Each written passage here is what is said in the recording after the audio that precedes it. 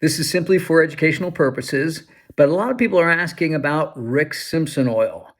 Rick Simpson oil was made by Rick Simpson. He was a Canadian engineer who ended up having skin cancer, basal cell carcinoma, and he was a cannabis enthusiast. So what he decided to do was extract the cannabinoids and the terpenes and the other plant components from marijuana using naphtha, which is a petroleum-based hydrocarbon. So there are other ways of doing that are much safer, using alcohol or CO2. I'll cover that in a different video.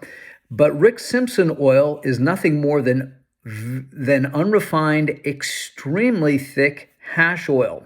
People use it topically for skin cancers, lesions, wounds, things like that.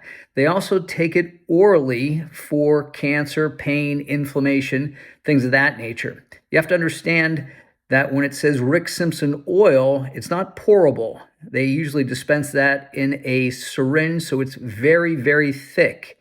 And since it's a hash oil and it's unrefined, it's not 20 or 25% like marijuana, but it's not like refined vape oil that can be up to 90%. It's probably around 50 or 55% THC. That is still extremely potent. So if somebody is taking this for pain or cancer or hunger or something like that, they have to work their way up. And the typical dose is about the size of a grain of rice. So you squeeze a little bit on your finger, and as the weeks go by, you can eat and consume more. So the idea is to be able to consume a grain of rice size dose of Rick Simpson oil, and the more you can do that throughout the day, the more it will help treat very dangerous diseases like cancer and epilepsy.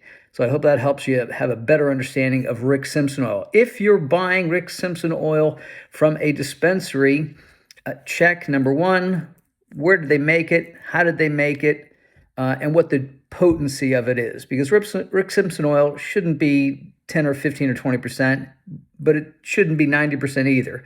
It should be about 50 to 55%. It's going to be green. It's going to have most of the plant components, the fats, the waxes, the chlorophyll, and it's going to taste awful. But it will get you pretty damn stoned, and there are anecdotal studies showing that it does really help with certain illnesses.